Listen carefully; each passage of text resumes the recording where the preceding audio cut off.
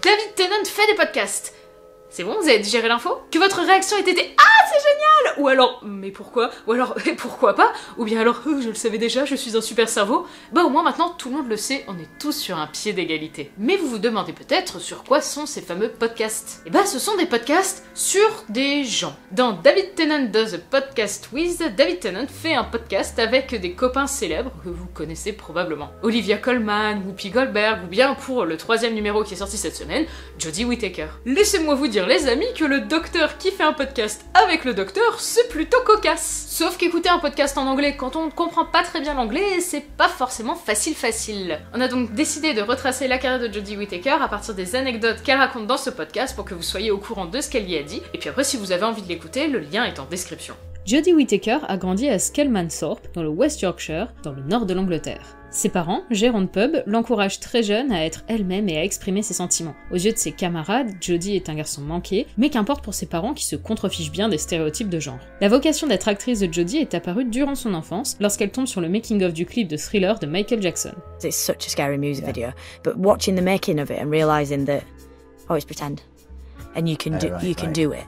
I think it was just that. Un premier but à atteindre, entrer dans une école d'art dramatique. Son conseiller d'orientation au lycée juge cela peu crédible. Beaucoup d'appelés, peu d'élus, blabla, discours typique de casseur de rêves, mais ses parents ne l'entendent pas de cette oreille. Et comme elle est douée, elle est prise. Elle en sort plus tôt que prévu pour rejoindre la troupe du théâtre du Globe de Londres, qui n'est rien moins que le théâtre de William Shakespeare. Oui, rien que ça. On est en 2005, la même année où David Tennant se fait connaître dans Casanova, et l'année suivante, elle décrochera son premier grand rôle dans le film Vénus. Elle commence à acquérir une certaine reconnaissance dans le milieu, qui s'accentue avec Broadchurch, mais surtout avec Black Mirror, qui lui vaut même de commencer à être reconnue dans la rue. Habituée au rôle dramatique, grâce à son don pour retranscrire avec justesse des émotions fortes, elle aurait pu complètement passer sous le radar pour le rôle du docteur, mais c'est sans compter sur son bon ami Chris Chibnall qui la connaît mieux que beaucoup de gens du milieu. Elle a bien fait ce jour-là d'aller boire un café avec lui et de lui demander comment se déroulaient ses préparatifs pour Cardiff. Chris was like, well, it's funny you bring it up, but the doctor will be a woman.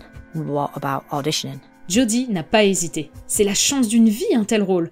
Sous les conseils de Chris, elle passe l'audition, la scène où le docteur recherche un docteur dans le train de Sheffield, à l'origine uniquement avec Ryan et pas dans un train, en jouant avec son cœur plutôt qu'avec sa vision du docteur. Et c'est bingo. Mais elle savait, via l'expérience de son copain David Tennant, ce que ça représentait pour soi et ses proches. Un rôle qui marque à vie, de longs déplacements à Cardiff, des répercussions sur la vie privée, de sa famille et de ses amis. Jodie est assez privée en dehors du travail, elle aime rencontrer ses fans dans la rue, mais pas être épiée. Alors un rôle comme celui du docteur, c'est autant un rêve qu'une crainte. Jodie se renseigne sur le rôle, complètement perdue dans tout ce bazar. Chris, en bon fanboy, lui fait des fiches pour pouvoir s'imprégner du personnage. Elle n'est pas fan de Doctor Who, n'a vu que quelques épisodes épars, a peur d'être décrédibilisée pour cette raison, ou que ses propos soient déformés ou mal interprétés, ou qu'on lui reproche son accent, etc. Tous les journalistes lui parlent de la féminité qu'elle va apporter au rôle. Mais elle ne se pose pas cette question. Pour elle, la question du genre du docteur ne doit importer que dans des situations où être de tel ou tel genre est un obstacle. Cette question de genre n'a rien à voir avec l'essence même du personnage. In your head, are you playing someone who's influenced by the fact that they've just been through a gender transition? Well, no, what I did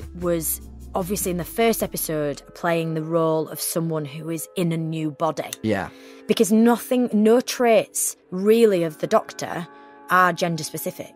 C'est une féministe, mais elle ne se juge pas experte sur le sujet. Elle sait que les valeurs qu'elle défend dans son interprétation relèvent de ses opinions et non pas de faits. Faire jouer le docteur par une actrice est pour elle tout à fait cohérent avec l'esprit de la série, qui propose de voir l'univers à travers une large variété d'yeux. Elle sait que personne n'est parfait, qu'aucune interprétation du docteur n'est parfaite, et même qu'aucun interprète du docteur n'est parfait. Alors elle décide de prendre sur elle. Ses erreurs, ses défauts, c'est ce qui va nourrir son rôle. La course folle est enclenchée. Lors de la lecture du script du premier épisode, pas moins d'une centaine de personnes viennent assister à ses premiers pas dans les traces du docteur. Une expérience tout aussi enrichissante que stressante. Sur le plateau, elle est vraiment aidée par la présence de ses compagnons. Bradley, le grand enfant, Mandip, la joyeuse, et Tosin, le rigolo, adepte de sieste. We had 4 big personalities, and 4 big personalities, very different, but all big, don't necessarily fit on the same boat. No. But we did. I also think that for us, it was very important. We felt that as a 4 who had in jokes and were very comfortable with each other. Et leur bonne humeur est contagieuse. Tout le monde, les assistants, les techniciens, les rôles secondaires,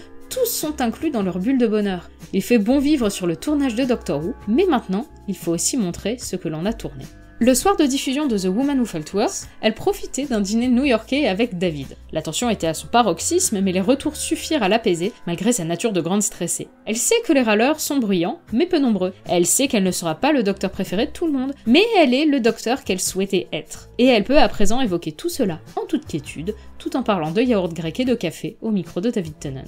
Voilà, j'espère avoir retranscrit au mieux l'âme de ce podcast. Bon, sans le rire contagieux de Jodie Whittaker et sans la voix suave de David Tennant, mais bon, j'ai fait de mon mieux. C'est vraiment un programme que j'ai trouvé intéressant, c'est la première fois que je l'écoutais, et en fait c'est des discussions vraiment toutes simples, ça part un peu dans tous les sens, mais au final c'est très bien ficelé, on s'ennuie pas du tout. On sent une réelle complicité entre David et son invité, et on est nous-mêmes pris dans cette bulle. On est à mi-chemin entre une interview classique et puis une discussion tout à fait normale dans son canapé, avec un verre à la main et des verrines sur la table basse. Pendant 50 minutes, on a quand même David Tennant et Jodie Whittaker qui susurrent à notre oreille, et c'est aussi intéressant que relaxant. Et vous, tiens, est-ce que vous appréciez ce format un peu intimiste que David Tennant nous propose toutes les semaines? Enfin franchement, comment ne pas aimer un concept pareil? C'est quand même David Tennant qui parle de tout et de rien avec des gens trop cool. C'est forcément chouette. Il a déjà annoncé plusieurs de ses futurs invités, j'ai plutôt hâte de les écouter. Par exemple, il y a Ian McKellen, Michael Sheen ou bien encore John Hamm. J'ai vraiment hâte de voir ce que ça peut donner. Et vous, est-ce qu'il y a des gens comme ça que vous aimeriez bien voir dans son podcast? Parce que je suis sûre qu'on peut trouver plein d'invités à lui proposer. Sur ce, bonne écoute si vous allez l'écouter, bonne journée, bonne soirée, bonne nuit, et à bientôt pour une prochaine vidéo. Salut!